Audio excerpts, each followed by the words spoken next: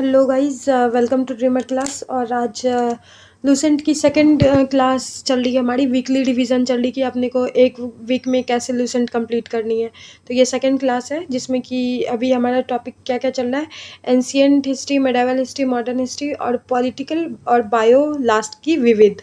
ठीक है, तो आज चलते हैं, हमारा सिंधु सभ्यता स्टार्ट हो रहा है एंशियंट हिस्ट्री में। तो देखते हैं, रेडियो कार्बन C14 जैसी नवीन विश्लेषण पद्धति के द्वारा सिंधु सभ्यता की सर्वमान्य तिथि 2400 ईसा पूर्व से 1700 ईसा पूर्व मानी गई है। सिंधु सभ्यता की खोज राय बहादुर दयाराम साहनी ने की। सिंधु सभ्यता को प्राग ऐतिहासिक, प्रोटो हिस्टोरिक अथवा कांस्य ब्रॉन्ज युग में रखा जा सकता है। इस सभ्यता के मुख्य निवासी द्रविड़ एवं भूमध्य सागरीय थे।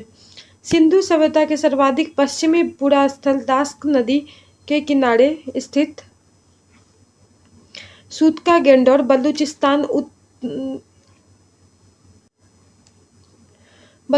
पूर्वी पुरास्थल हिंडन नदी के किनारे आलमगीरपुर जिला मेरठ उत्तर प्रदेश, उत्तरी पुरास्थल चिनाब नदी के तट पर अखनूर के निकट मांदा जम्मू कश्मीर और दक्षिण पुरास्थल में गोदावरी के नदी के तट पर दाइमाबाद जिला अहमदनगर महाराष्ट्र। यानी कि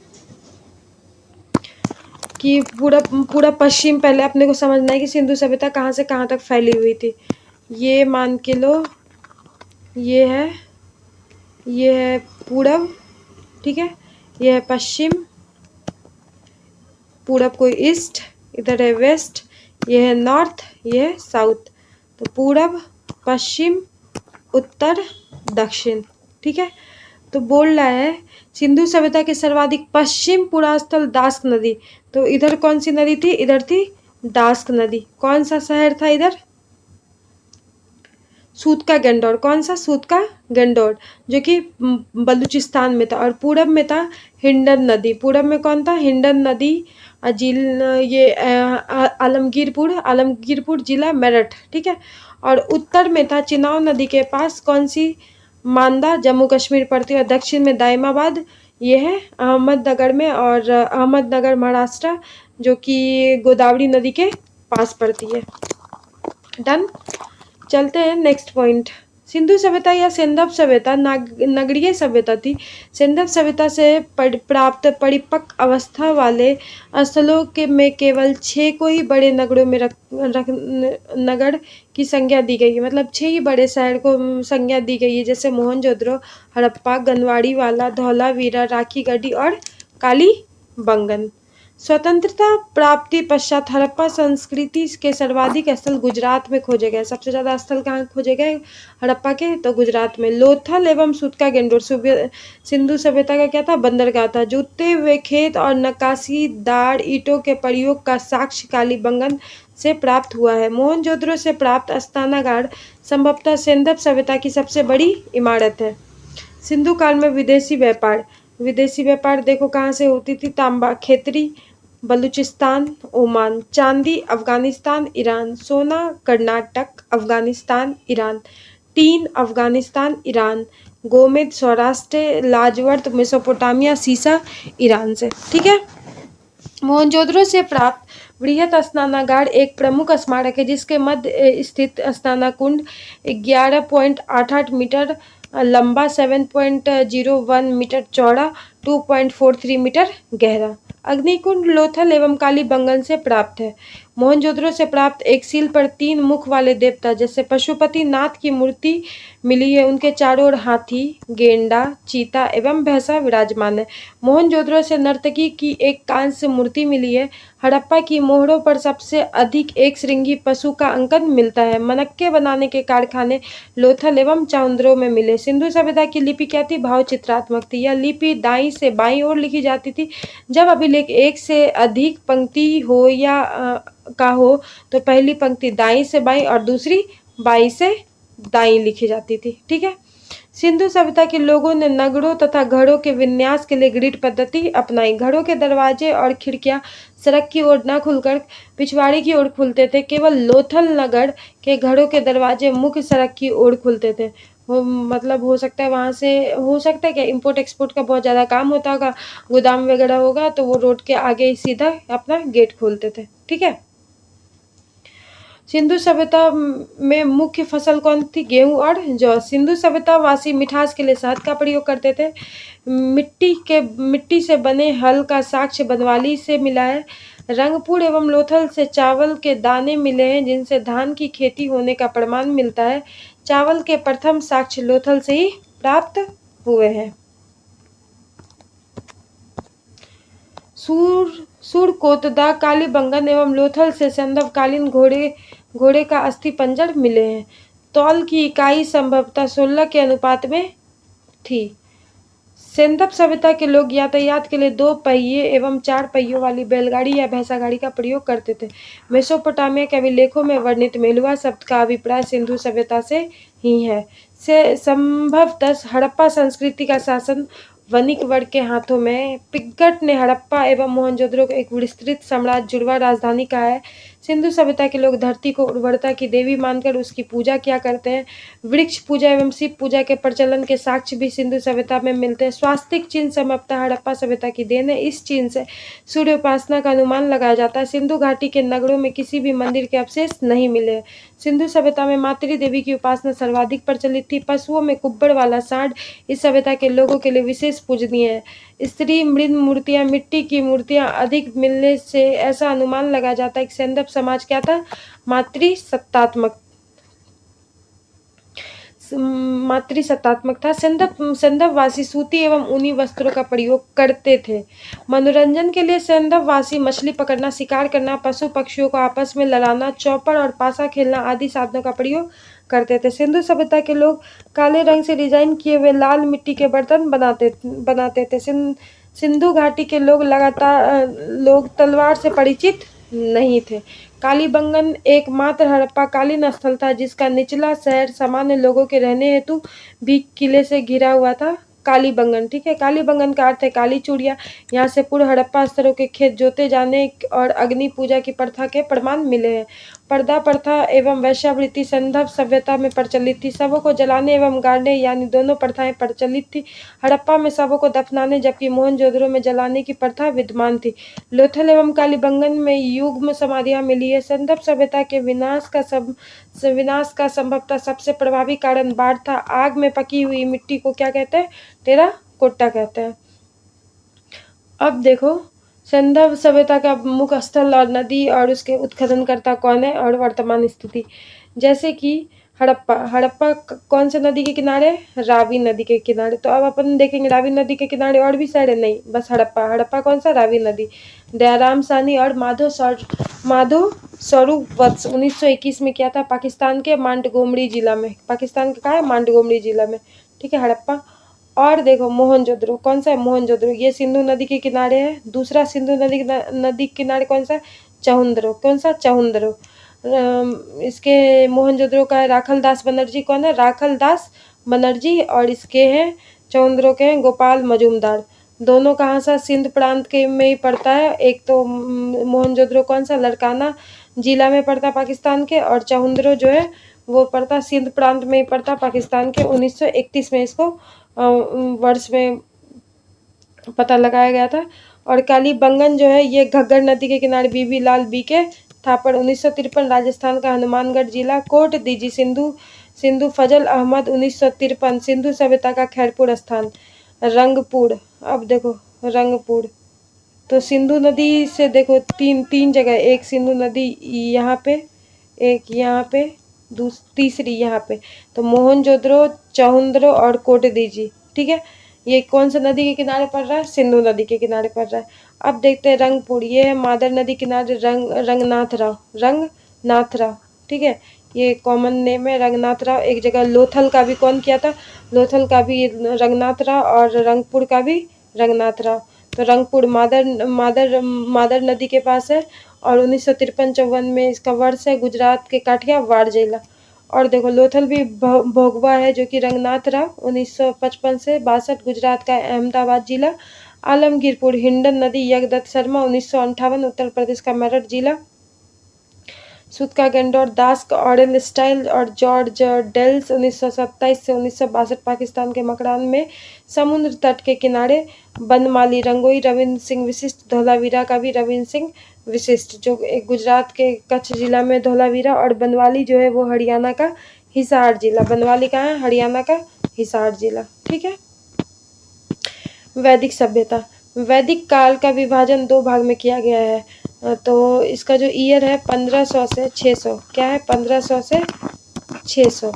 अब इसको ना डिवाइड करके दो पार्ट में किया गया। एक उत्तर वैदिक काल है और है एक है ऋग वैदिक काल, दूसरा क्या है? उत्तर वैदिक काल। तो ऋग वैदिक का टाइम पीरियड है 1500 से, इसी के बीच ले लो 1000। ठीक है, 1000 से 600। 1000 से कितना? 600। ठीक है। तो ऋग वैदिक काल कितना हो जाएगा? 1500 से 1000 ईसा पूर्व, और उत्तर वैदिक काल का 1000 से 600 ईसा पूर्व में किया गया था। आर्य सर्वप्रथम पंजाब एवं कहाँ पर बसे थे? अफगानिस्तान में बसे थे आर्य, अफगानिस्तान में और पंजाब में। मैक्स मूलर ने आर्यों का मूल निवास, मैक्स मूलर क्या बोला है कि वो कहाँ से आए? मिडिल एशिया से, मध्य एशिया से आए। कौन बोला ये बात? मैक्स मूलर ने बोला। कौन बोला? मैक्स मूलर ने बोला। कहाँ से आए? मध्य एशिया से। कौन? आर्य।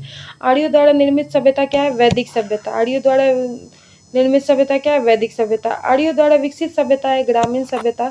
आर्य की भाषा क्या थी? संस्कृत थी। आर्यों के प्रशासनिक इकाई आरोही क्रम में इन 5 भागों में बांटा गया। क्या है? कुल, ग्राम, विश्व, जन, राष्ट्र। ये एग्जाम में पूछता है, ये बोलता है कि उसको सजाने के लिए आरोही क्रम में, ये बहुत बार पूछा भी, कुल, ग्राम, विश्व, जन, राष्ट्र। ठीक है। तो इसकी ट्रिक ऐसे लगा सकते हैं याद रखने के लिए। कवच, क्या है? कवच।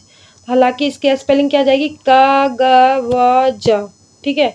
कवच किसकी? राष्ट्र की कवच है, राष्ट्र की कवच है। तो क से क्या हो जाएगा? कुल, ग से ग्राम, व से विश्व, ज से जन। कवच किसका? राष्ट्र का कवच। ठीक है। और ग्राम के जो मुखिया हैं उसको ग्रामिनी, विश्व का प्रधान को विश्वपति, जन के शासक को क्या कहते थे? राजन कहलाते थे। राज्य अधिकारियों में पुरोहित एवं सेनानी प्रमुख थे। वशिष्ठ रूढ़िवादी एवं विश्वामित्र उदार पुरोहित थे। सूत रत्नकार तथा कामिदी नामक अधिकारी रत्नी कहे जाते थे। रत्नी कहे जाते क्यों? सूत रत्नकार और कामिदी नामक अधिकारी क्या कहते हैं? रत्नी। इनकी संख्या राजा सहित करीब कितना थी? 12 हुआ करती थी। पूरब को दुर्गपति, अस्पष्ट जनता की गतिविधियों को देखने वाले गुप्तचर को क्या कहते हैं? अस्पष्ट कहते थे। वाजपति गोजर भूमि की अधिकारी। उग्र अपराधियों को पकड़ने का कार्य करता था। कौन? उग्र। ऋग्वेद में किसी तरह के न्यायाधिकारी का उल्लेख नहीं है, कोई भी न्यायाधिकारी का उल्लेख नहीं। किसमें? ऋग्वेद के टाइम में। सभा एवं समिति के राजा को सलाह देने वाली संस्था थी। सभा श्रेष्ठ एवं संभ्रांत लोगों की संस्था थी, जबकि समिति सामान्य जनता का प्रतिनिधित्व करती थी। इनके अध्यक्ष को ईशान कहा जाता था। स्त्रियां सभा एवं समितियां में भाग ले सकती थी। युद्ध में कबीले का नेतृत्व राजा करता था। युद्ध के लिए गविष्टि शब्द का प्रयोग किया गया है, जिसका अर्थ है गायों की खोज। दसराग युद्ध का उल्लेख किसमें मिलता है? 7वें मंडल में। इस युद्ध में पुरुष ने रावी नदी के तट पर सुदास एवं 10 जनों के बीच लड़ा गया, जिसमें सुदास विजयी हुआ। ऋग्वैदिक समाज 4 वर्ण में विभक्त था। ये ब्राह्मण, क्षत्रिय, वैश्य, शूद्र। यह विभाजन व्यवसाय पर आधारित था। ऋग्वेद के 10वें मंडल के पुरुष सूक्त में चतुष्वर्ण का उल्लेख मिलता है। किसका? 10वें मंडल में क्या मिलता है? चतुष्वर्ण का उल्लेख मिलता है पुरुष सूक्त के। इसमें कहा गया है कि ब्राह्मण परम मुख्य से, क्षत्रिय उनकी भुजाओं से, वैश्य उनकी जंघाओं से, शूद्र उनके पैरों से उत्पन्न हुए हैं। आर्यों का समाज पितृ प्रधान था। ठीक है। हालांकि सिंधु सभ्यता में बोला गया है कि ये संभवतः मातृसत्तात्मक है। ठीक है। लेकिन आर्य का समाज क्या है? पितृ प्रधान है। समाज की सबसे छोटी इकाई परिवार या कुल थी, जिसका मुखिया पिता होता था, जिसे कुलप कहा जाता था। क्या कहा जाता था? कुलप कहा जाता था। स्त्रियां इस काल में अपने पति के साथ यज्ञ कार्य में भाग लेती थी, यानी कि हालात यहाँ पे ठीक थी, डिस्क्रिमिनेटिव माइंड नहीं थी। बाल विवाह एवं पर्दा प्रथा का प्रचलन नहीं था। ऐसा नहीं कि बच्चे हैं तो उसका शादी करा दो, पर्दे में रहो, तो ये सब सिस्टम उस टाइम में नहीं था। विधवा अपने मृतक पति के छोटे भाई देवर से विवाह कर सकती थी।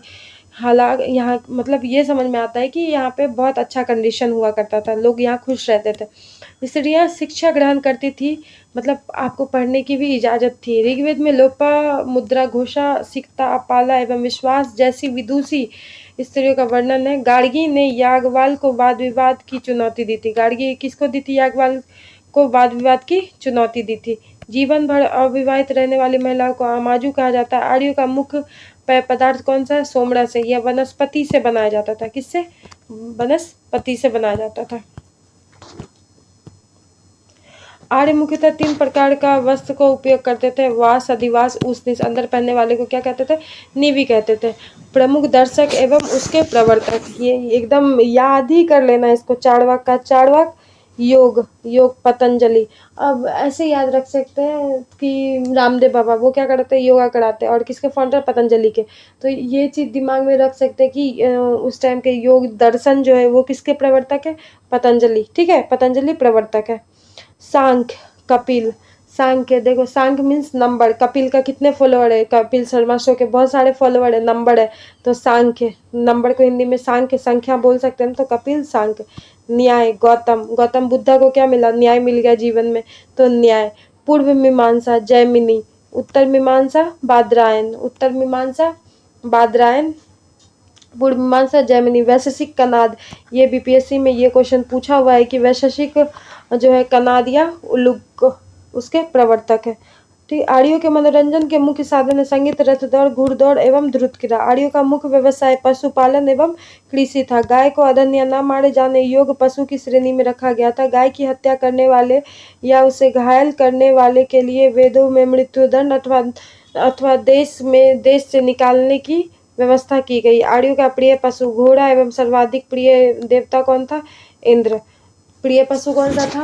आर्यों का घोड़ा था। और उसके बाद सर्वाधिक प्रिय देवता कौन था? इंद्र। आर्यों द्वारा खोजी गई धातु लोहा थी, जिसे श्यामयस क्या कहते थे? श्यामयस लोहा। और तांबे को लोहितयस कहते थे। और व्यापार हेतु दूर दूर तक जाने वाले व्यक्ति को पनी कहते थे। लेन देन में वस्तु विनिमय की प्रणाली प्रचलित थी। ऋण देकर ब्याज लेने वाले व्यक्ति को वैकनॉट या सूदखोर कहा जाता था। मनुष्य एवं देवता के बीच मध्यस्थता निभाने वाले को क्या कहते थे? अग्नि, मीडिएटर का काम करते थे। यानी कि दो आदमी के बीच का जो संबंध बनाते हैं ना, जैसे यज्ञ करते थे, ठीक है, आग। तो आग क्या काम करता है? मनुष्य और देवता के बीच मीडिएटर का काम कर रहा था। कौन? अग्नि। ऋग्वेद में उल्लेखित सभी नदी में सरस्वती सबसे महत्वपूर्ण पवित्र मानी जाती है। ऋग्वेद में गंगा का 1 बार और यमुना का उल्लेख 3 बार है। इसमें सिंधु नदी का उल्लेख सर्वाधिक बार हुआ है। ऋग्वैदिक कालीन नदियाँ। कुर्ब क्या है? कुर्रम। आधुनिक नाम इसका क्या है? कुर्रम। कुभा, काबुल। वितास्ता, झेलम, अस्किनी, चिनाब, पुरुषनी, रावी, सतोद्री, सतलज, विपाशा, व्यास, सदानीरा, गंडक, दृष्टि, घग्गर, गोमती, गोमल, सुवस्तु, स्वात। उत्तर वैदिक अब देखते हैं। उत्तर वैदिक काल में इंद्र के स्थान पे क्या आ गया था? अब प्रजापति आ गया था। सर्वाधिक प्रिय देवता हो गए थे। कौन? प्रजापति। ऋग्वैदिक कालीन देवता संबंध देखो। इंद्र युद्ध का देवता, युद्ध का नेता, ठीक है। और वर्षा का देवता को क्या बोलते हैं? इंद्र देवता। ठीक है। संबंध अग्नि का किससे संबंध है? अग्नि देवता का देवता और मनुष्य के बीच, यानी कि मीडिएटर का काम कर रहे थे। ठीक है, क्या कर रहे थे? मीडिएटर का काम कर रहे थे। वरुण पृथ्वी एवं सूर्य के निर्माता, समुद्र का देवता, विश्व के नियामक एवं शासक, सत्य का प्रतीक, ऋतु परिवर्तन एवं दिन रात का कर्ता वरुण। आकाश का देवता, सबसे प्राचीन सोम, वनस्पति देवता उषा, प्रगति एवं उत्थान देवता अश्विन, विपत्तियों को हरने वाले देवता, one of the most important. Ashwin मतलब इम्पोर्टेंट इन द सेंस, हर इंसान चाहता है ना विपत्ति चला जाए, अपने जीवन से कोई गम ना हो, सुखी से रहे। तो अश्विन देवता क्या करते हैं? उसका संबंध किससे? विपत्तियों को हरने वाले देवता है। पूषण पशुओं का देवता। विष्णु विश्व के संरक्षक एवं पालनकर्ता। मरुत आंधी तूफान का देवता। उत्तर वैदिक काल में राजा के राज्याभिषेक के समय राजसूय यज्ञ का अनुष्ठान किया जाता था। उत्तर वैदिक काल में वर्ण व्यवस्था की बजाय जन्म के आधार पर होने लगा। अब किससे होने लगा? जन्म पे। पहले कर्म पे होता था। ऋग्वैदिक काल में क्या होता था? कर्म के अकॉर्डिंग होता था कि अगर आप हेयर कटिंग करते हो तो आपको उसमें दिया जाएगा, आप पूजा पाठ करते तो आपको ब्राह्मण में रखा जाएगा।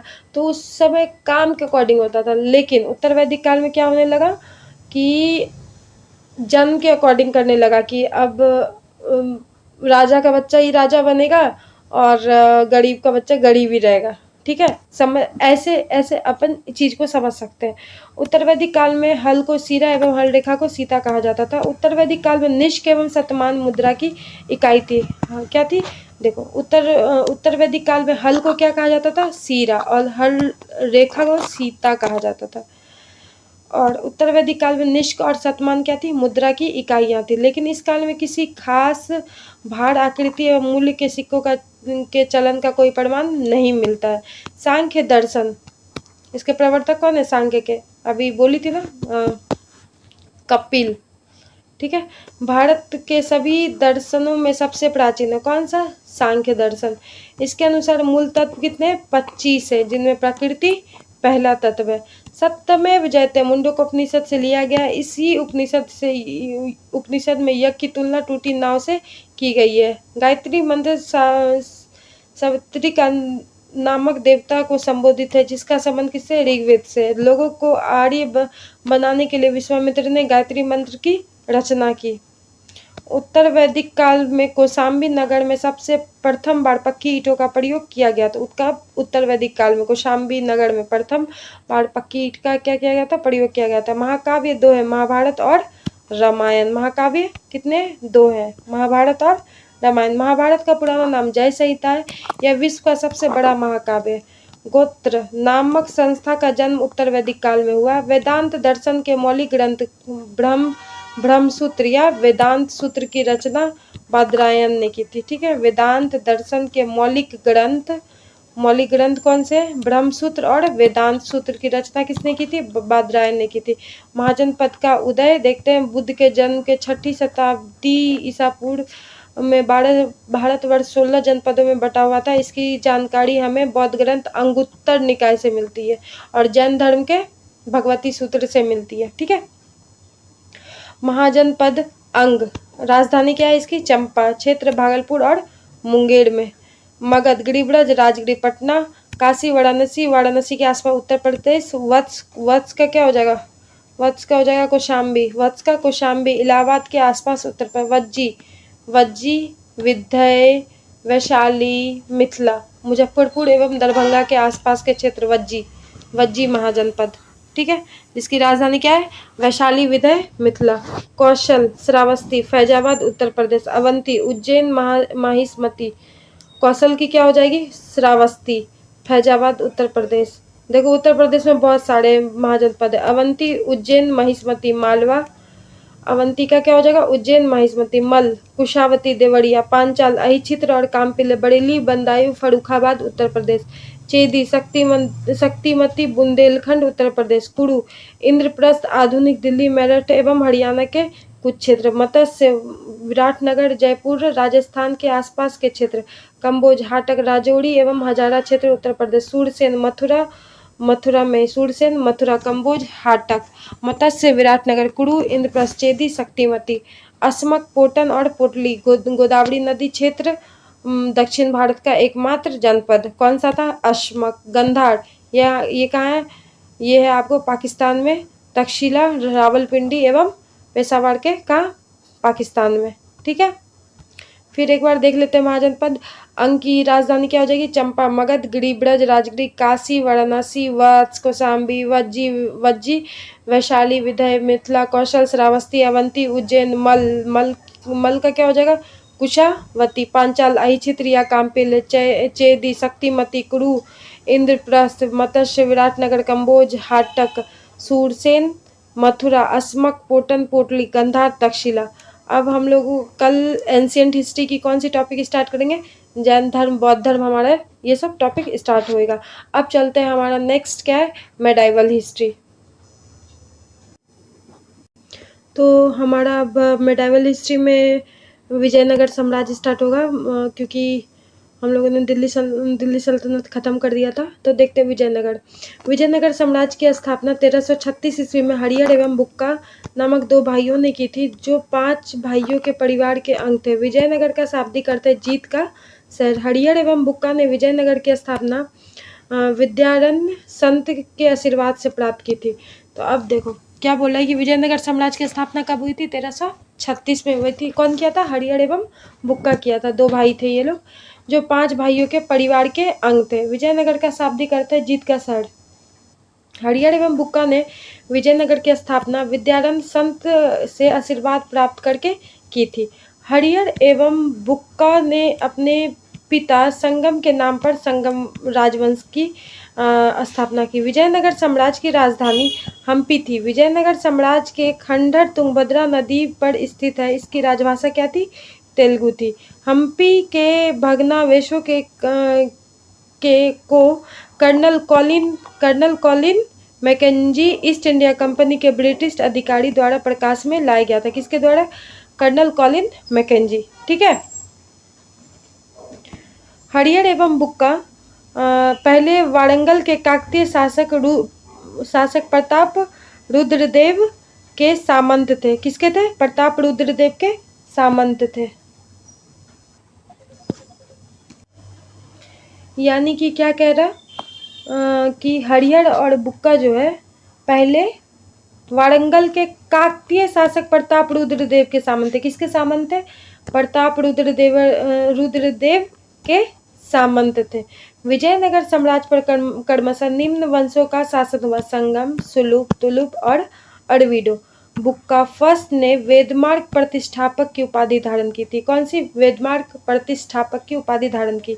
हरिहर सेकंड ने संगम शासकों में सबसे पहले महाराजाधिराज की उपाधि धारण की थी। किसकी? महाराजाधिराज की उपाधि धारण कौन किया था? हरिहर सेकंड। देखो हरिहर और बुक्का क्या किया? पहले तो विजयनगर साम्राज्य की स्थापना की और संगम उसके पिताजी का नाम था, तो उसी के नाम पे संगम वंश की स्थापना की। ठीक है। और देखो हरिहर और बुक्का जो वारंगल के काकतीय शासक थे, कौन? प्रताप रुद्रदेव। एंशिएंट में हम लोगों ने पढ़ा था ना, प्रताप रुद्रदेव के उसके क्या थे? वो लोग सामंत थे। ठीक है। तो और उसके बाद ये जो विजयनगर पे कितने लोगों ने शासन किया? कितने वंश? 4। संगम, सुलुप, तुलुप और अरविडो। बुक्का फर्स्ट जो था वो उपाधि लिया था। किसका? वेदमार्ग। ब और व एक ही जैसा लगता है ना, तो याद रखना ब और व। तो बुक्का जो था वो कौन सा? वेदमार्ग प्रतिष्ठापक की उपाधि धारण की थी। हरिहर सेकंड। क्या नाम है? हरिहर सेकंड। तो ये क्या किया था? संगम शासकों में सबसे पहले महाराजा संगम के टाइम में सबसे पहले महाराजाधिराज की उपाधि कौन लिया था? हरिहर सेकंड की उपाधि धारण ली थी। अब देखो अष्टदिग्गज किसके कवि थे? मतलब किसके टाइम में थे? तो विजयनगर साम्राज्य में कौन रहते थे? अष्टदिग्गज रहते थे। अब देखो कवि और उसकी रचना क्या क्या है? अलसनी पेदुनन। क्या लिखा है रचना? मनुचरितम और हरि कथा सार। ठीक है। अलसानी ने क्या लिखा है? अलसनी ने क्या लिखा है? मनुचरितम और हरि कथा सार। नंदीतिम परिजात हरण। भट्टमूर्ति नरसंभूपालियम और हरिचंद्रम लोपाख्यानम। ये याद नहीं रहेगा, ये पढ़ते पढ़ते याद हो जाएगा। ठीक है। धुर्जती कलहस्ती महामत्य मल्लनन राजशेखर चरित अच्युत राज रामचंद्र सकल कथा सार संग्रह एवं रामाभूद्यम पिंगाली सूरत राघव पांड्य तेनाली रामकृष्ण ना, तेनाली रामकृष्ण, ये इन्होंने लिखा था पांडुरंग महामत्य। ठीक है। इटली का जो यात्री है क्या नाम है? निकोलो कांटी विजयनगर की यात्रा पर देवराय प्रथम के शासनकाल में आया था। तो निकोलो कांटी किसके टाइम में आया था? देवराय प्रथम के टाइम में आ गया था। ठीक है। निकोलो ऐसे याद रखने के लिए ऐसे निकलो पहली बार निकलो। किसके? देव के समय में पहली बार, मतलब पहली देवराय प्रथम के समय में कौन? निकोलो कांटी। ठीक है।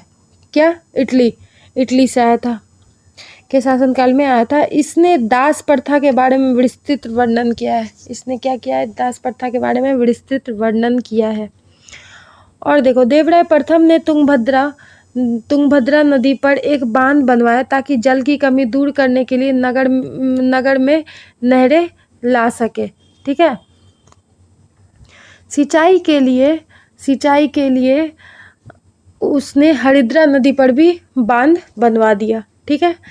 किसके? एक तो तुंगभद्रा, दूसरा हरिद्रा नदी।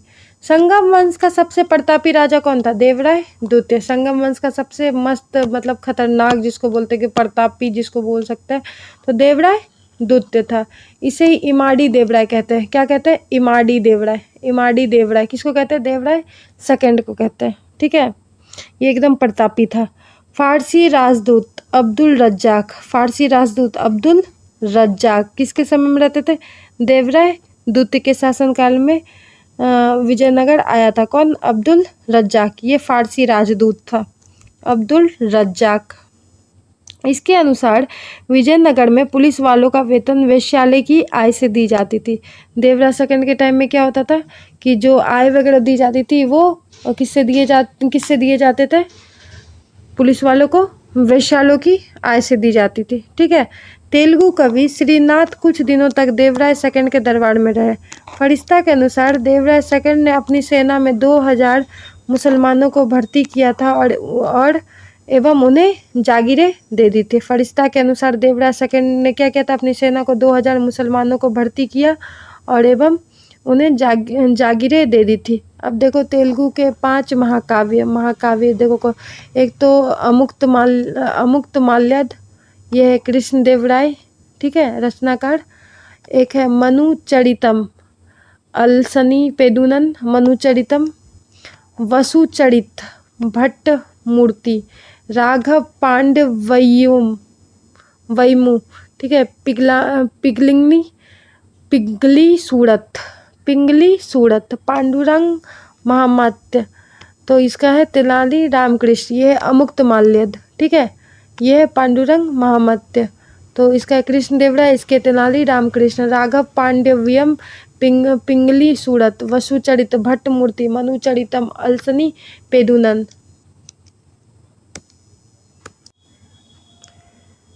अब देखो क्या बोला गया है एक अभिलेख में देवराय सेकंड को क्या कहा गया है? जग बेटकर। क्या कहा गया है? जग बेटकर। ठीक है। क्या कहा गया है? जग बेटकर। जग बेटकर किसको कहते हैं? हाथियों का जो शिकारी होता है उसको क्या कहते हैं? जग बेटकर। देवराय सेकंड ने संस्कृत ग्रंथ महानाटक सुधानिधि एवं ब्रह्मसूत्र पर भाष्य लिखा है। किस पे? देवराय सेकंड ने संस्कृत ग्रंथ कौन सा? महानाटक सुधानिधि। ठीक है। और ब्रह्मसूत्र। तो ऐसे याद रख सकते हैं कि देवराय सेकंड जो था वो संगम काल का सबसे प्रतापी एकदम राजा उजा था। हाथी का शिकार उकार करता था, जिसको जग बैठकर भी बोलते हैं। जग को लेके बैठ उठ जाता था, जग बैठकर। ठीक है। हाथी का शिकारी। अब देखो, अब हाथी है तो हाथी क्या करे? नाटक तो करता ही है, सर्कस में बुलाते तो महानाटक सुधानिधि। और ब्रह्मसूत्र पर क्या लिखा है? भाष्य लिखा है। याद करने के लिए बस ऐसे ही खुद भी ट्रिक लगा सकते हो या कुछ भी तरीका है, बस अपने को याद होनी चाहिए। किसी भी तरह एग्जाम क्वालिफाई करनी है, दैट्स इट। मल्लिकार्जुन को क्या कहा जाता है? प्रौढ़ देवराय भी कहा जाता है। मल्लिकार्जुन को क्या कहा जाता है? प्रौढ़ देवराय कहा जाता है। अब देखते हैं दूसरा वंश कौन सा। पहला तो संगम, फिर सुलुभ। कौन सा? सुलुभ वंश। सुलुभ वंश जो था उसके जो संस्थापक थे कौन थे? देखो, सालुभ नरसिंह। कौन था? सालुभ नरसिंह। इसी के नाम पे सालुभ नरसिंह ने विजयनगर में दूसरे राजवंश 1485 से 1506 की स्थापना की थी। ठीक है। कब? सलुभ वंश की। कब से कब तक? 1485 से 1506। अब देखो, संगम, सुलुभ, अब है तुलुभ। कौन सा? तुलुभ। तुलुभ वंश की स्थापना किसने की थी? वीर नरसिंह। यहाँ है सालुभ नरसिंह सालुभ वंश के नाम पे, और तुलुभ वंश का है वीर नरसिंह। कौन है? वीर नरसिंह। तो कब से कब तक? 1505 से 1565। तुलुव वंश का महान शासक था कृष्णदेव राय केडियार। ठीक है, कृष्णदेव राय केडियार। वह 8 अगस्त 1509 को शासक बना। सालुब तिम्मा कृष्णदेव राय का क्या था? योग मंत्री एवं सेनापति था। कौन? सालुब तिम्मा कृष्णदेव राय का योग मंत्री एवं सेनापति था। बाबर ने अपनी आत्मकथा बाबरनामा में कृष्णदेव राय को भारत का सर्वाधिक शक्तिशाली शासक बताया है। ठीक है, कृष्णदेव राय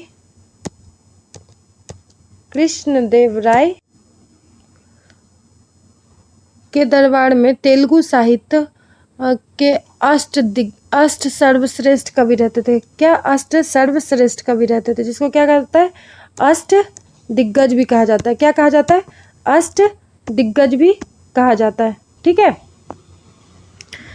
अष्ट दिग्गज तेलुगु कवियों में अलसनी पेदुनन के सर्वप्रथम था, जो संस्कृत एवं तेलुगु दोनों भाषा का विद्वान था। ठीक है, इसे तेलुगु कविता का पितामह और आंध्र कविता का पितामह की उपाधि प्राप्त थी। उसके शासनकाल में तेलुगु साहित्य का क्लासिक युग कहा जाता था। किसके? अलसानी पेदुनन। ठीक है, इसको और देखो, अमुक्त कृष्णदेव राय ने तेलुगु में क्या लिखी? अमुक्त माल्याद। क्या लिखे हैं वो? तेलुगु में अमुक्त माल्याद। और संस्कृत में जामवती कल्याणम। जामवती तो नाम से भी लग रहा है तो संस्कृत। अमुक्त माल्याद भी हालांकि संस्कृत जैसे ही लग रहा है, बट तेलुगु कवि जो है, फिर अमुक्त माल्याद किस में लिखा है? तेलुगु में लिखा है। और संस्कृत में क्या लिखा है? जामवती कल्याणम और उषा परिणय। विजयनगर साम्राज्य में नंदिनागढ़ी लिपि का प्रयोग होता था। किसका? नंदिनागढ़ी लिपि का प्रयोग होता था। नागलपुर नामक नए नगर हजारा राम विट्ठल स्वामी मंदिर का निर्माण कृष्णदेव ने कराया था। इसके अतिरिक्त कृष्णदेव राय ने चिदम्बरम मंदिर, कौन सी? चिदम्बरम मंदिर, अम्बारम में पार्वती मंदिर एवं कांचीपुरम में बड़दराज एवं केकम्बर नाथ मंदिर का निर्माण करवाया। कृष्णदेव राय की मृत्यु 1529 में हो गई। कृष्णदेव राय ने आंध्र भोज, अभिनव भोज, आंध्र पितामह आदि उपाधि धारण की थी। तुलुव वंश का अंतिम शासक कौन था? सदाशिव। कौन था? सदाशिव।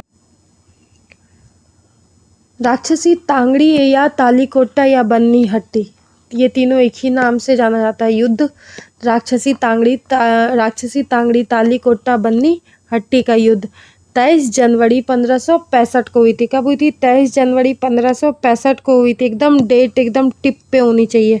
इस युद्ध के कारण विजयनगर का पतन हुआ था। विजयनगर का पतन किसके कारण हुआ था? ये तालीकोटा या बन्नी हट्टी या राक्षसी तांगड़ी के युद्ध के कारण हुआ था, जिसमें कि कब हुआ? 23 जनवरी 1565। विजयनगर के विरुद्ध बने दक्षिण राज्यों के संग शामिल थे। अब देखो, जब कोई बड़ी पावर जब कमज़ोर हो जाती है, उसके बाद छोटे छोटे पावर राइज हो जाते हैं। जब मान के चलो कि जैसे कि आपके पेरेंट्स हैं, ठीक है, आपके दादा, अब आपके दादा जैसे कि बूढ़े हो गए, तो अब धीरे धीरे पापा, चाचू, है ना, बड़े पापा, तो ये लोग धीरे धीरे राइज करेंगे। ये खुद ही मतलब सोचेंगे आई एम बेस्ट, मतलब कमाना सोचेंगे। ठीक है, तो कहने का मतलब है कि छोटी छोटी पावर क्या होने लगी? राइज होने लगी। क्यों? क्योंकि राक्षसी तंगड़ी का जो युद्ध हुआ था, तो इसमें विजयनगर का पतन हो गया। कब? 23 जनवरी 1565। अब देखो, विजयनगर के विरुद्ध में बने दक्षिण राज्यों के संघ में शामिल था कौन? बीजापुर, अहमदनगर, गोलकुंडा। बीजापुर, अहमदनगर, गोलकुंडा और बीदर। इस संयुक्त मोर्चे का नेतृत्व कौन कर रहा था? अली आदिल शाह कर रहा था। कौन कर रहा था? अली आदिल शाह कर रहा था। तालीकोटा के युद्ध में विजयनगर का नेतृत्व कौन कर रहा था? राम राय कर रहा था। अब देखो, बहुत इंपॉर्टेंट है ये, वन लाइनर है, पूछ देगा एग्जाम में कि विजयनगर के विरुद्ध बने दक्षिण राज्यों के संघ में शामिल था कौन? बीजापुर, अहमदनगर, गोलकोंडा, बीदर। इस संयुक्त मोर्चे का नेतृत्व मतलब जो युद्ध जो हो रही थी तो अगेंस्ट में कौन लड़ रहा था? इस सब का ये जो था बीजापुर, अहमदनगर, गोलकोंडा, बीदर, इस संयुक्त जो मोर्चा था इसका नेतृत्व कौन कर रहा था? अली आदिल शाह। और तालिकोटा का जो युद्ध हो रहा था तो उसके तरफ से जो मतलब विजयनगर के तरफ से जो नेतृत्व कर रहा था उसका कौन कर रहा था? राम राय कर रहा था। विजयनगर के तरफ से राम राय कर रहा था और उधर से आदिल शाह नेतृत्व कर रहा था। तो आदिल शाह कितने कितने छोटे छोटे राज्य का?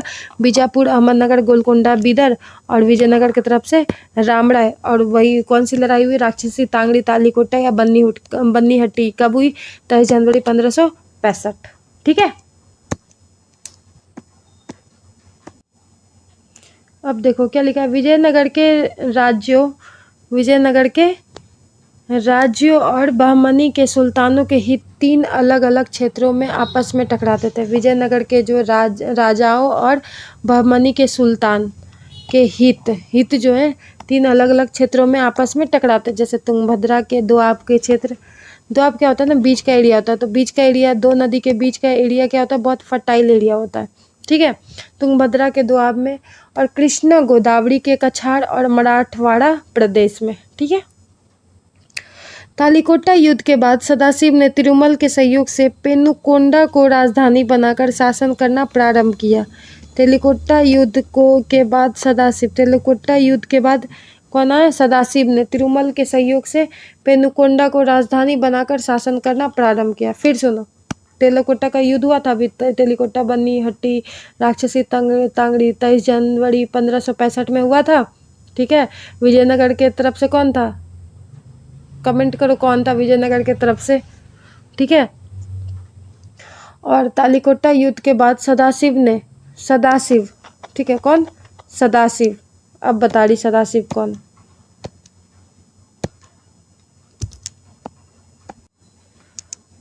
जो संगम तुलु वंश का अंतिम शासक कौन था?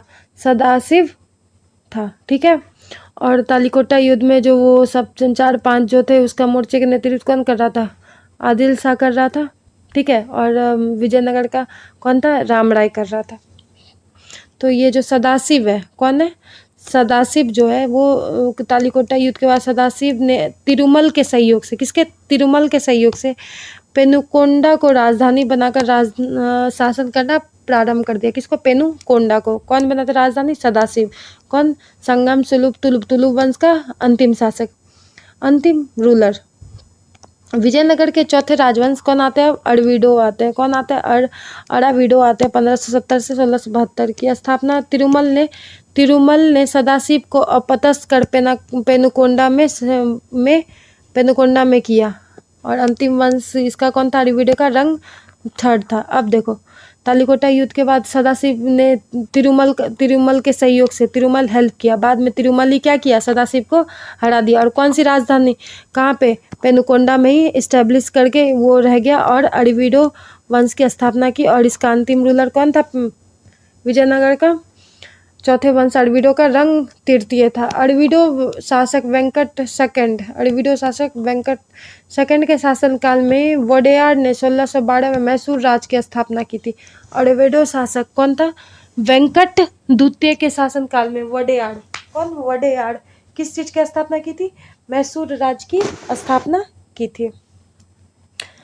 विजयनगर साम्राज्य की प्रशासनिक इकाई का क्रम घटते हुए देखो, इस पर प्रांत, मंडल, कोट्टम वल्लाडू जिला, ठीक है, नाडू, मेला ग्राम, 5 ग्राम का समूह, उड़ ग्राम।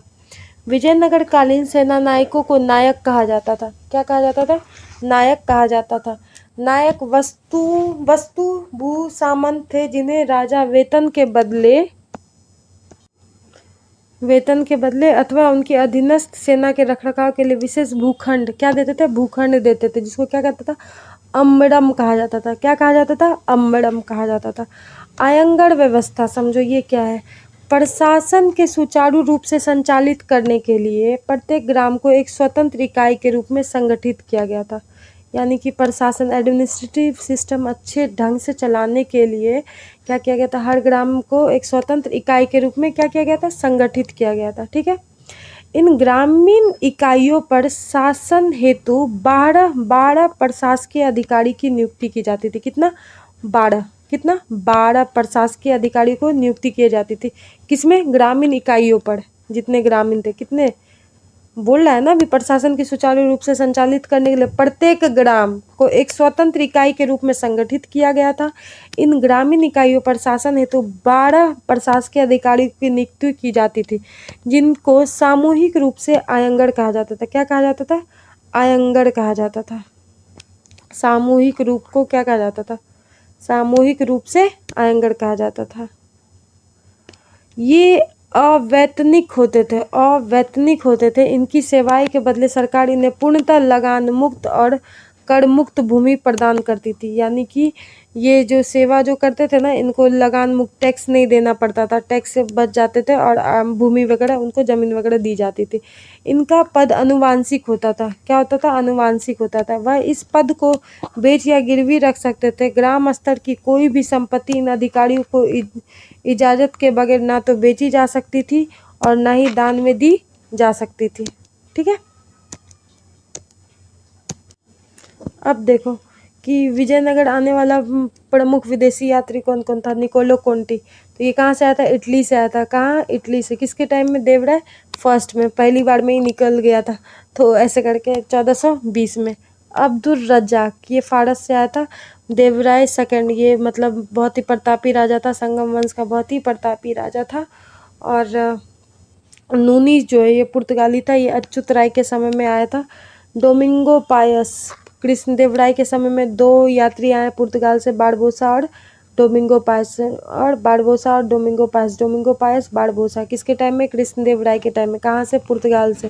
डोमिंगो पायस कितने में आए थे, 1515 में। बारबोसा 1516 में आए थे। ठीक है, नूनीज किसमें, अच्युत राय। अब्दुल रज्जाक देवराय सेकंड के टाइम में आए थे। निकोलो कोंटी इटली, देवराय प्रथम।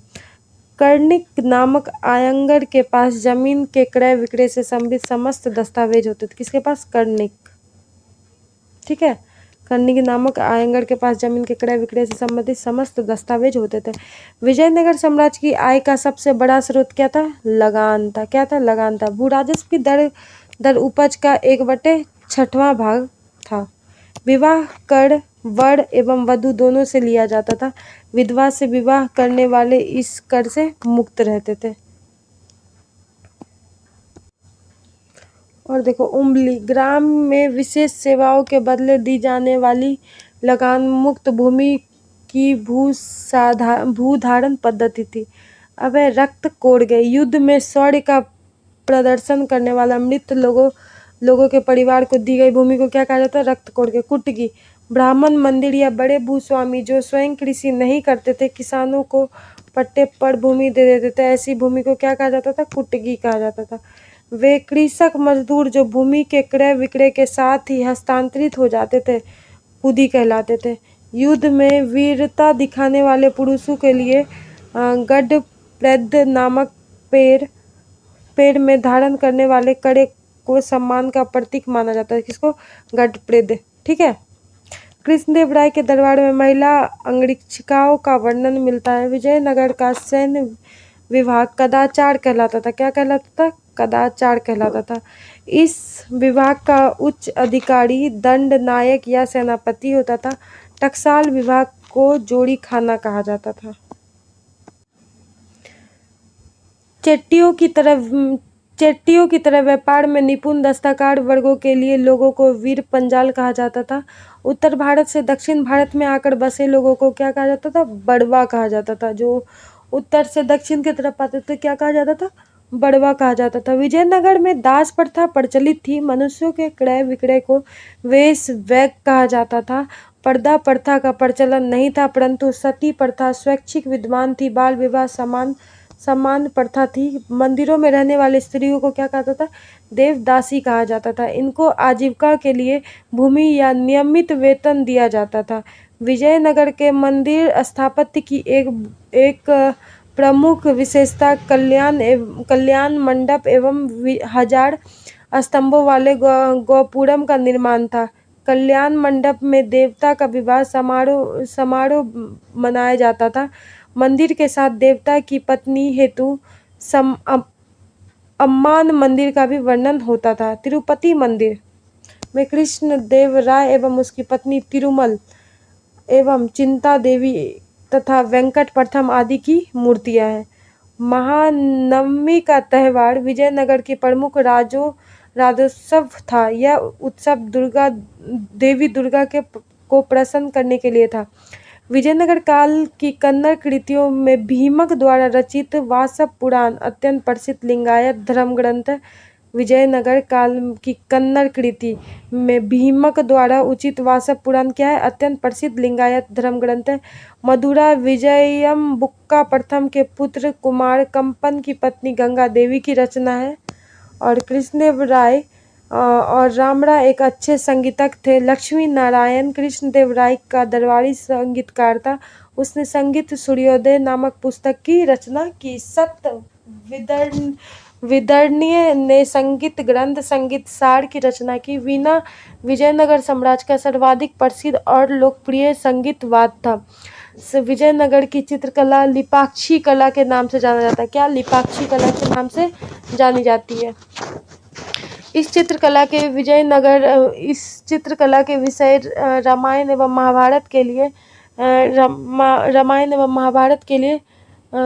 गए हैं। विजयनगर में नृत्य और संगीत को मिलाकर एक शैली विकसित हुई है जो यक्षिणी शैली का निर्माण के नाम से जानी जाती है। विजयनगर का सर्वाधिक प्रसिद्ध सिक्का क्या है? स्वर्ण का बड़ा। क्या है? स्वर्ण का बड़ा था। इसका वजन 52 ग्रेन था, जिसे विदेशी यात्रियों ने हुन प्रदोष या पगोड़ा के रूप में उल्लेखित किया है। सोने के छोटे सिक्के को प्रताप या फनम कहा जाता था। प्रताप 26 ग्रेन का तथा फनम 5.5 ग्रेन का होता था। चांदी के छोटे सिक्के को ताड़ कहा जाता था।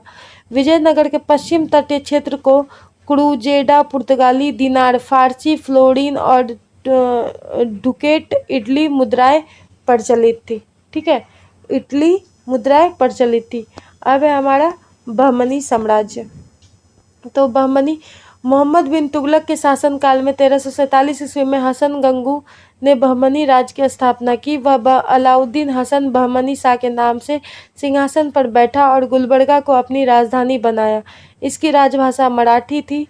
इसने अपने साम्राज्य को 4 प्रांतों में गुलबर्गा, दौलताबाद, बराड़ एवं बिदर में बांटा।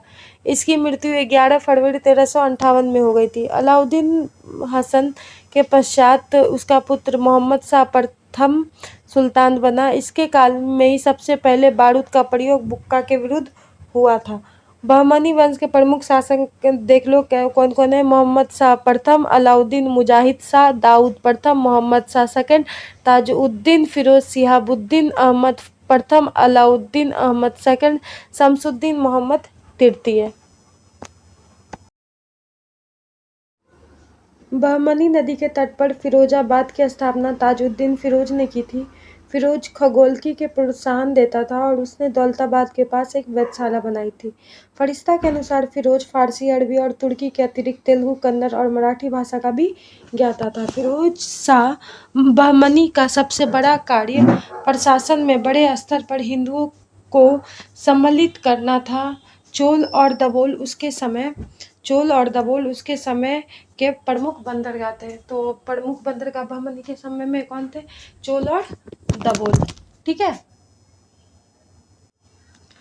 शिहाबुद्दीन अहमद प्रथम ने अपनी राजधानी गुलबर्गा से हटाकर बीदर में स्थापित की। कहाँ? गुलबर्गा से हटाकर बीदर। कौन? शिहाबुद्दीन अहमद प्रथम। मोहम्मद तृतीय के शासनकाल में ख्वाजा जहां की उपाधि से मोहम्मद गवा ईरानी को प्रधानमंत्री नियुक्त किया गया। मोहम्मद तृतीय के आदेश पर 1482 में 70 वर्ष की अवस्था में मोहम्मद गवा को फांसी दे दी गई।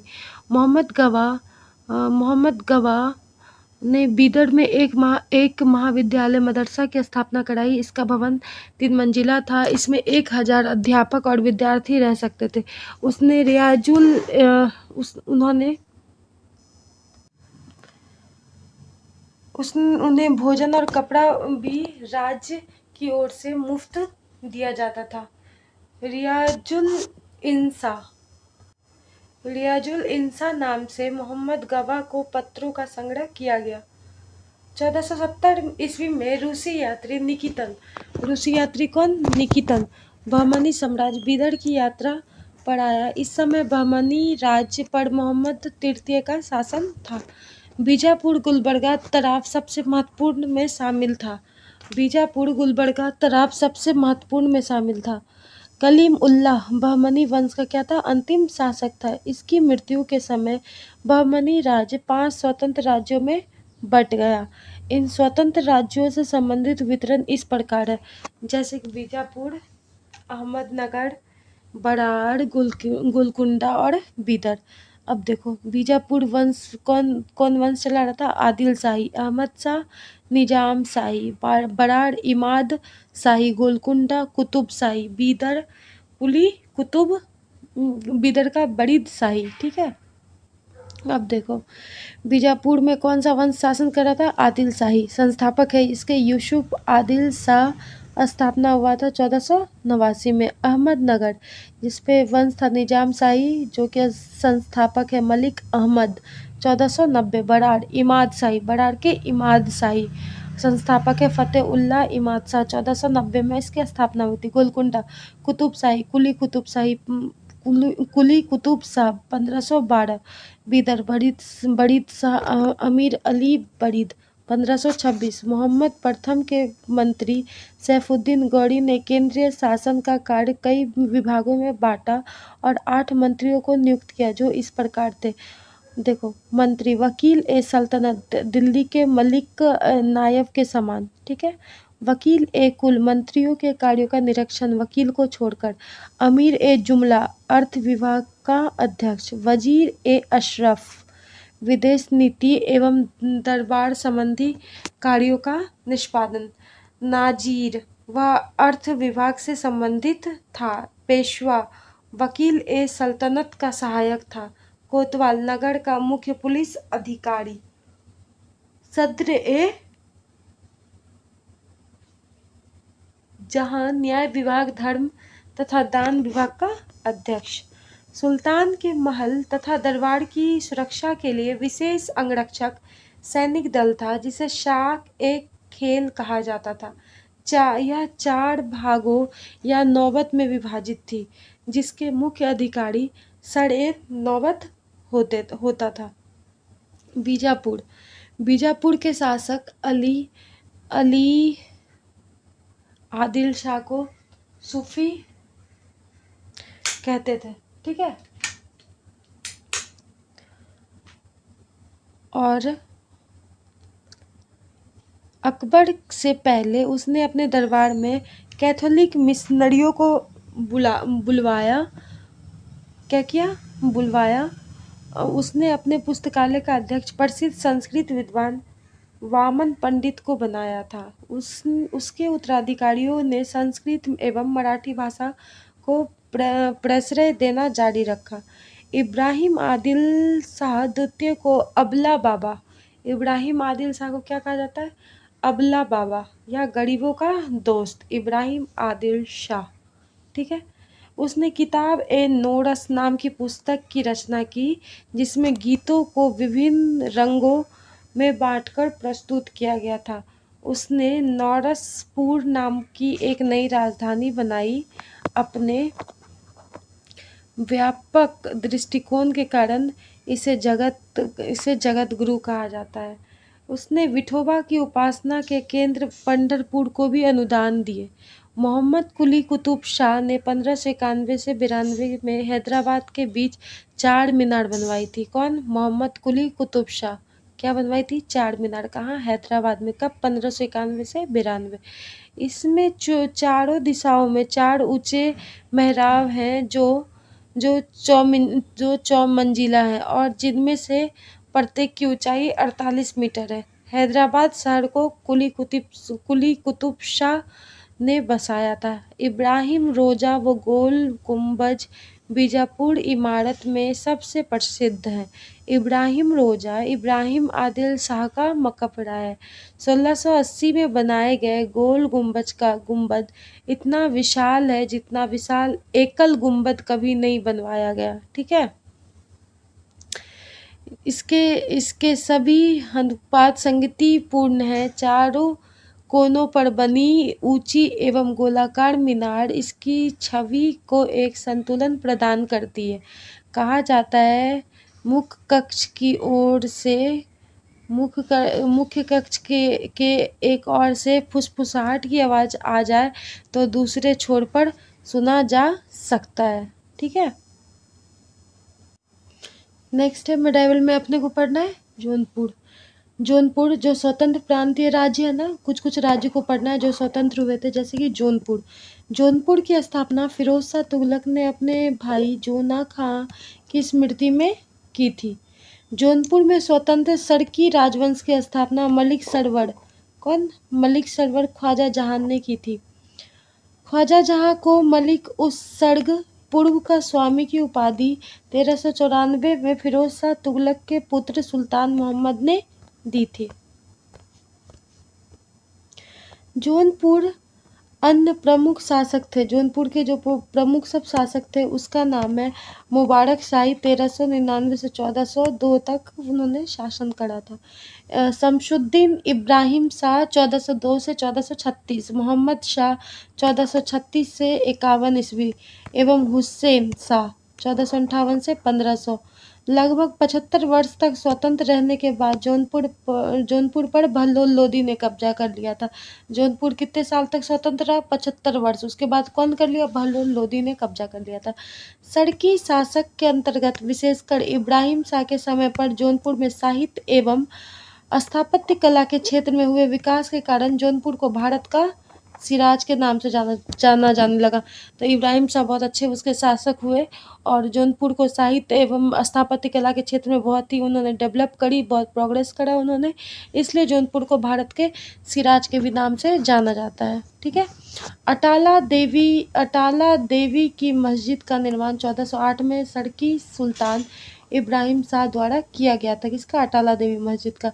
अटाला देवी मस्जिद का निर्माण कन्नौज के राजा विजयचंद्र द्वारा निर्मित अटाला देवी का मंदिर को तोड़कर किया गया था। ठीक है, मंदिर को तोड़ करके क्या बनाया गया था? मस्जिद बनाया गया था। कौन सी? अटाला देवी। ठीक है, और जामा मस्जिद का निर्माण 1470 में हुसैन सड़की द्वारा, किसके? हुसैन सड़की द्वारा किया गया था। झंझरी मस्जिद, कौन सी? झंझरी, ये ना एग्जाम में पूछता है, झंझरी मस्जिद 1430 में इब्राहिम सड़की के द्वारा, किसके? इब्राहिम सड़की के द्वारा लाल दरवाजा मस्जिद का निर्माण मोहम्मद शाह द्वारा 1450 में किया गया था। यानी कि झंझरी मस्जिद किसके समय में? इब्राहिम सड़की। कौन? इब्राहिम सड़की। और उसके बाद लाल दरवाजा मोहम्मद शाह, कौन? मोहम्मद शाह के ने किया था। अब चलते दूसरा प्रांतीय राज्य, जैसे कि कश्मीर। सुहादेव नामक एक हिंदू ने 1301 में कश्मीर में हिंदू राज्य की स्थापना की। कौन? सुहादेव। 1339 से 40 ईस्वी में कश्मीर में शाहमीर के द्वारा प्रथम मुस्लिम वंश की स्थापना हुई। कहाँ? कश्मीर में। कश्मीर में पहली बार जो मुस्लिम वंश की स्थापना हुई थी, किसके द्वारा? तो शाहमीर के द्वारा। कश्मीर का प्रथम मुस्लिम शासक शाहमीर था। कौन था? शाहमीर था, जो शमशुद्दीन शाह मीर के नाम से गद्दी पर बैठा था। किसके? शमशुद्दीन शाह मीर के नाम से गद्दी पर बैठा। इसने अपनी राजधानी इंद्रकोट में स्थापित की। कहाँ? इंद्रकोट में स्थापित की। अलाउद्दीन ने राजधानी इंद्रकोट से हटाकर अलाउद्दीनपुर श्रीनगर में स्थापित की। हिंदू मंदिरों एवं मूर्तियों को तोड़ने के कारण सुल्तान सिकंदर को बुतकिशन कहा जाता है। सुल्तान सिकंदर को क्या कहा जाता है? बुतकिशन। क्यों? ये हिंदू के जो मंदिर मूर्ति सब है ना, इन्होंने बहुत तोड़ा तपाटा था, तो जिसके कारण से सुल्तान सिकंदर को बुतकिशन कहा जाता है। 1420 में जैनुलाब्दीन, ये भी बहुत बार एग्जाम में पूछा है, कश्मीर का अकबर किसे कहा जाता है? तो जैनुल उल आबदीन को कहा जाता है। वो 1420 में सिंहासन पर बैठा था। इसका धार्मिक सहिष्णुता के कारण क्या कहता है, कश्मीर का अकबर कहा गया है। जैन उल आबदीन फारसी, संस्कृत, कश्मीरी, तिब्बती आदि भाषाओं का भी ज्ञाता था। इसने महाभारत एवं राजतरंगिणी को फारसी में अनुवाद करवाया। 1588 ईस्वी में अकबर ने कश्मीर को मुगल साम्राज्य में मिला लिया। अब चलो बंगाल प्रांतीय नया। इख्तियारुद्दीन मोहम्मद बिन बख्तियार खिलजी ने बंगाल को दिल्ली सल्तनत में मिला लिया। अब देखो कितना लंबा नाम है, इख्तियारुद्दीन मोहम्मद बिन बख्तियार खिलजी। क्या किया, बंगाल को दिल्ली सल्तनत में मिला लिया। गयासुद्दीन तुगलक जीएसटी जो थे, गयासुद्दीन तुगलक साहब ने बंगाल को 3 गांव में विभाजित किया। कौन, लखनौती उत्तर बंगाल, सोनारगांव पूर्वी बंगाल, सतगांव दक्षिण बंगाल। 1345 में हाजी इलियास बंगाल के विभाजन को समाप्त कर शमसुद्दीन इलियास शाह के नाम से बंगाल का शासक बना। पंडुआ में अदीना मस्जिद का निर्माण 1364 में सुल्तान सिकंदर शाह ने करवाया था। कौन, पंडुआ एवं अदीना मस्जिद का निर्माण कौन कराया था, सुल्तान सिकंदर शाह ने करवाया था। बंगाल का शासक गयासुद्दीन आजम शाह 1389 से 1409 ईस्वी में अपनी न्यायप्रियता के लिए प्रसिद्ध था। अलाउद्दीन हुसैन शाह 1493 से 1518 में ने राजधानी को पंडुआ से गौड़ स्थानांतरित कर लिया। कौन, अलाउद्दीन हुसैन शाह। महाप्रभु चैतन्य अलाउद्दीन के समकालीन थे। कौन, महाप्रभु चैतन्य अलाउद्दीन के क्या थे, समकालीन थे। अलाउद्दीन ने सत्यपीर नामक आंदोलन की शुरुआत की। ये भी एग्जाम में पूछता है कि सत्यपीर नामक आंदोलन किसने शुरुआत की, तो वो अलाउद्दीन ने की थी। मालाधार पशु ने अलाउद्दीन के शासनकाल में श्री कृष्ण विजय की रचना कर गुणराज खान की उपाधि धारण की। कौन, मालाधार बसु, ठीक है। इनके बेटे को सत्यराज खान की उपाधि दी गई। नासरुद्दीन नुसरत शाह ने गौड़ में 12 सोना एवं कदम रसूल मस्जिद का निर्माण किया था। कौन, नासरुद्दीन नुसरत शाह। बाबर के आक्रमण के समय बंगाल का शासक कौन था, नुसरत शाह था। अब है हमारा मालवा। तो देखो स्वतंत्र राज्य कौन है, मालवा। अब थोड़ा ये कंप्लीट हो जाएगा, फिर सूफी वगैरह वो अपन कल पढ़ेंगे। दिलावर खां ने 1401 ईस्वी में मालवा को स्वतंत्र घोषित किया। क्या किया, स्वतंत्र घोषित कर दिया। दिलावर का पुत्र अलप खां हुसैन शाह का उपाधि धारण कर 1405 में मालवा का शासक बना। इसने अपनी राजधानी को धारा से मांडू स्थानांतरित किया। मालवा में खिलजी वंश की स्थापना मोहम्मद शाह ने की थी। गुजरात के शासक बहादुर शाह ने मोहम्मद शाह द्वितीय को युद्ध में परास्त कर उसकी हत्या कर दी और मालवा को गुजरात में मिला लिया। मांडू के किले का निर्माण हसन गंगू ने कराया था। इस किले में सर्वाधिक महत्वपूर्ण है दिल्ली दरवाजा। बाज बहादुर एवं रूपमती का महल का निर्माण सुल्तान नासरुद्दीन शाह ने करवाया था। किसका, रूपमती का महल। हिंडोला भवन, कौन सा, हिंडोला भवन या दरबार हॉल का निर्माण हसन गंगू के द्वारा करवाया गया था। जहाज महल का निर्माण गयासुद्दीन खिलजी ने मांडू में कराया था। कुशक महल को मोहम्मद खिलजी ने फतेहाबाद नामक स्थान पर बनवाया था। अब है गुजरात के शासक राजा कर्ण को पराजित कर अलाउद्दीन ने 1297 ईस्वी में दिल्ली सल्तनत में मिला लिया। 1391 ईस्वी में मोहम्मद शाह तुगलक द्वारा नियुक्त गुजरात का सूबेदार जफर खान ने सुल्तान मुजफ्फर शाह की उपाधि ग्रहण कर 1407 ईस्वी में गुजरात का स्वतंत्र सुल्तान बन गया। गुजरात के प्रमुख शासक हैं अहमद शाह, मोहम्मद शाह बेगरा। ये मोहम्मद शाह बेगरा बहुत इंपॉर्टेंट था, ठीक है। बहादुर शाह, अहमद शाह ने आसावाल के निकट साबरमती के किनारे अहमदाबाद नगर बसाया और पाटन से राजधानी हटाकर अहमदाबाद को राजधानी बना दिया। यानी कि अहमद शाह अपने ही नाम पे क्या बना दिया, अहमदाबाद बना दिया, ठीक है, राजधानी पाटन से हटा करके। यानी कि गुजरात की पहली राजधानी क्या होगी, पाटन होगी, तो उसको हटाकर क्या बना दिया, अहमदाबाद। तो अहमदाबाद किसने बनाया? तो वो अहमद शाह ने बनाया था। गुजरात का सबसे प्रसिद्ध शासक कौन है? मोहम्मद बेगरा। मोहम्मद बेगरा ने गिरनार के निकट मुस्तफाबाद नामक नगर और चंपानेर के निकट मोहम्मदाबाद नगर बसाया। 1572 ईस्वी में अकबर ने गुजरात को क्या किया? मूल साम्राज्य में मिला लिया। अब है मेवाड़। अलाउद्दीन खिलजी, ये इससे रिलेटेड कोई मूवी भी आई है ना।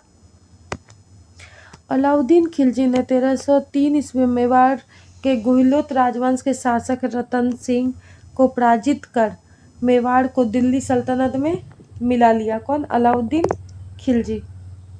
ठीक है। गुहिलोत वंश की एक शाखा। कौन? गुहिलोत वंश की एक शाखा सिसोदिया वंश के हम्मीर देव ने मोहम्मद तुगलक को हराकर पूरे मेवाड़ को स्वतंत्र करा लिया। राणा कुंभा ने 1478 ईस्वी में चित्तौड़ के एक विजय स्तंभ की स्थापना की। कौन? राणा कुंभा। खानवा का युद्ध कब हुआ था? 1527 में हुआ था। राणा सांगा एवं बाबर के बीच हुआ था, जिसमें बाबर विजय हुआ था। इसके बाद शायद राणा सांगा की मृत्यु हो गई थी। 1576 में हल्दी घाटी का युद्ध। 1576 में हल्दी घाटी का युद्ध हुआ था। राणा प्रताप एवं अकबर के बीच हुई थी, जिसमें अकबर विजय हुए। हल्दी घाटी कब हुई थी? 1576 में। और मेवाड़ की राजधानी चित्तौड़गढ़ थी। जहांगीर ने मेवाड़ को मुगल साम्राज्य में मिला लिया। खानदेश। तुगलक वंश के पतन के समय फिरोज शाह तुगलक के सूबेदार मलिक अहमद राजा फरूकी ने नर्मदा एवं ताप्ती नदियों के बीच 1382 में खानदेश की स्थापना की। खानदेश की राजधानी बुरहानपुर थी। इसके सैनिक का मुख्यालय असीरगढ़ था। 1401 ईस्वी में अकबर ने खानदेश को मुगल साम्राज्य में मिला लिया। अब देखो अपने को ये सूफी सब जो पढ़ना है वो कल पढ़ना है। ठीक है। तो आज जो ये लेक्चर में आज इसमें क्या क्या कंप्लीट हुई हमारी? एंशिएंट कंप्लीट हुई, मेडावल कंप्लीट हुई। ठीक है। और दूसरा लेक्चर अपलोड कर रही हूँ, मतलब 1 वीक की टारगेट है। थोड़ा थोड़ा करके अपन 1 वीक में लुसेंट को कंप्लीट कर देंगे। ओके।